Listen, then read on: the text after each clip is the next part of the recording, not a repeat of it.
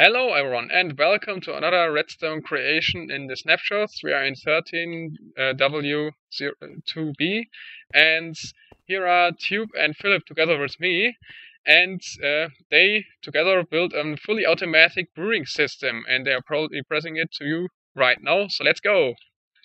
Okay, the point of this system is that the only thing the player has to do is fill a chest with potions, and that is this with water bottles, sorry, and that is this chest here. So JL, if you could do that. Yeah, so I got a stack of empty water bottles and I'm just filling them up by right-clicking the hovering water here. This is just a melted ice block, so it doesn't flow down. Yeah, and then we just fill up the chest with the water bottles. And what will now happen is that the system will automatically brew all these chests without the player having to do anything or care about the brewing. You can see that we have a off and on switch here, but that is just because it's nice. It's actually, you don't actually need to use it, and because the system is it's perfect in the way that it won't crash when it's out of water bottles and stuff like that. Yeah, we'll just stop then. Yeah, so let's look at the base of the system here, and that is this brewing stand. When the brewing stand is brewing, it will have 4 items in it, as you can see, 3 potions and 1 item that is brewing. When the brewing stand is in this position, it will give out a redstone signal of 15 through this comparator here, and this other comparator gets a signal of 11 in from its back, and as you just saw it activated. And that is when this brewing stand has no more item in its top slot. Then it will only give out a signal of 11. And then the comparator here gets a signal of 11 in on the left side, and a signal of 11 in on the back side, and it will then be able to send a signal through and activate the system. And I unfortunately just crashed it by grabbing the items which was sent out of the dispenser here. So the order in which stuff is getting brewed is messed up right now. I can just fix that easily by removing everything and then fixing it. There we go. Now it should be fixed. Yeah, okay. Okay, so the next part here is a system that checks if the signal is long enough, because there are 3 times in each brewing when this will give out a signal. It is every time it's changing the item that is being brewed from netherwort to sugar, from sugar to glowstone, and when everything is done brewing. The 2 first times it will just give a short pulse because the next item will fall in there like 2-3 ticks later.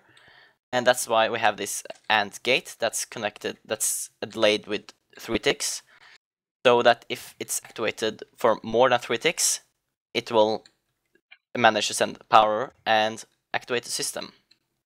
And as you just saw, it shortly blinked here, and it didn't trigger it because it was just a change of the ingredient at the top here from from sugar to glowstone. But next time it's going to send in a long enough pulse, just right now. And then the signal is traveling forward to reset the system. So the next step over here, JL, is just a really easy pulse generator by having a piston pushing up, and it will give a pulse to this piston over here. This will toggle the state of this block here to over there, over redstone, and it will send power to the system, and it will do 2 main things. The first, it sends power up here and into this lock over here. And I think it's the easiest if you go in from the underside to look at it, from under here. Okay. So you can see there are 2 redstone torches here. The bottom one is by default activated, and the top one by default deactivated. This will let this will make the top hopper active, but the bottom one closed. And as you just saw, it activated. When it activates, it will open the bottom one, and it will drag out the potions from the brewing stand, but it will also close the top one so that the brewing stand isn't filled up with new bottles, which would then be sucked out immediately. So this lock is to ensure that only the brewed potions are sucked out, and then a new water bottles can be filled in. So it's like an airlock. Once you, when you open the actual exits, the first door is locked so that you don't just let everything pass, but just the brewed items. Yeah, Yeah, pretty exactly. Cool. And the second thing this does is it sends the power up here. Just sends it power up here up to these dispensers, and this will, for the way we set this up, it will firstly send power to the middle dispenser, then to the left, and then to the right.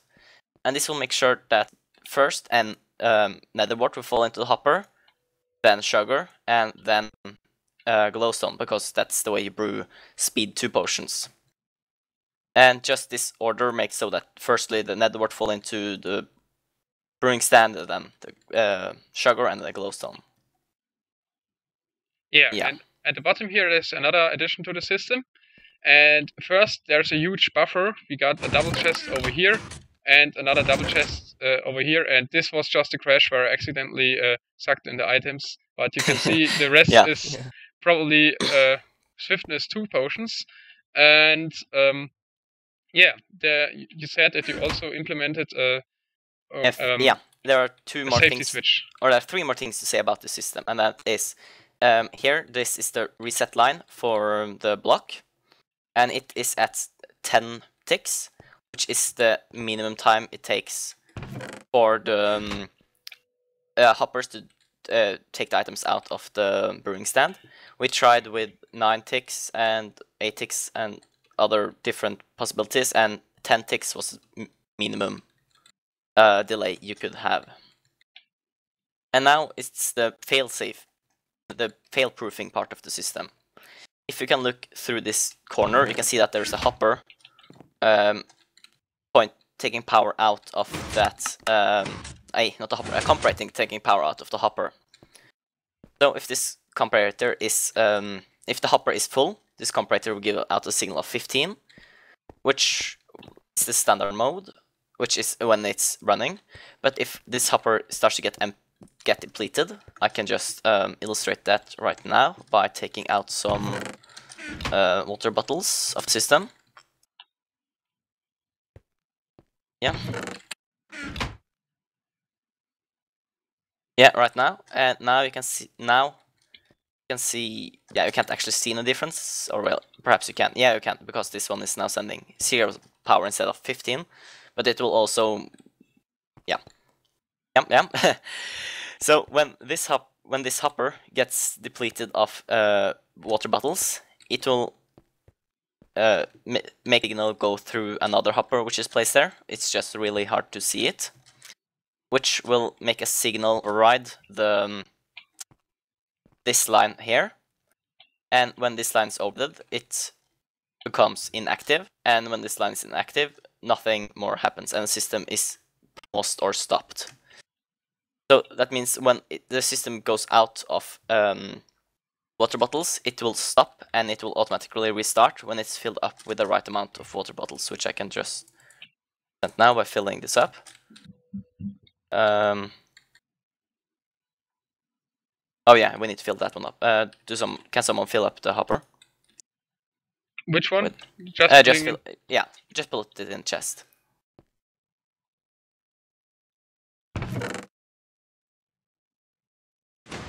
Yep. So yeah, that's enough. So if you come down now, you can see that this redstone is now activated again, and the system is running. And you might ask yourself, why do you actually need the system? Can you just wait until all the water bottles are used up? And the answer to that is no, because if you end up with 2 water bottles instead of 3 on the last brewing session, this brewing stand will send out a different power signal, since it only has 2 water bottles instead of 3. And that would then crash the entire system, and you would have to manually go in and replace stuff. So by having this failsafe, this stopper, when you're going out of when you don't have enough water bottles left, the system is completely failsafe. Yeah, thanks for your explanation. I think that's pretty much everything, isn't it? Yeah, and just down here you can see the potions getting out, and they're Someone took out the non-brew potions. yeah.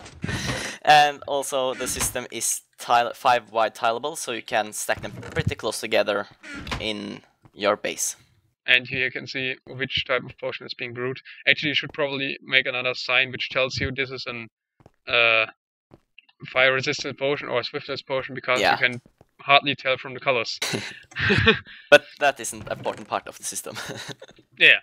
So the only thing which you could, in theory, do is just hook up one chest for water bottles, which will automatically divide the water bottles to the different systems here. But this will also mean that you can't brew just fire-resistant potions; you would also brew other potions. And, so I guess this actually makes sense. And of course, if you want more items than just there's just a really small storage of water bottles now. You just add more chests and hoppers to it, and it can run longer for a time. Between each time you have to refill water bottles. Anyway, this is really cool, and yeah, thanks for building this and showing this. And yeah, we are looking forward to more of these builds here, and obviously are still amazed by the awesome new snapshot. So yeah, I guess this is all about to say about this creation here. As you also might have noticed, that I'm now recording in 1080p, and this is because I got a new PC, and I'm currently also in this record. I made a test by instead of recording at 30 FPS in 60 FPS, I will try if the video looks smoother now. So just tell me in the comments if you noticed any difference between the videos before and now. And anyway, this was just a test, so we'll see if I can improve the settings anyway. And yeah, that's it for today. Thanks for watching, and see you next time. Bye bye. Bye.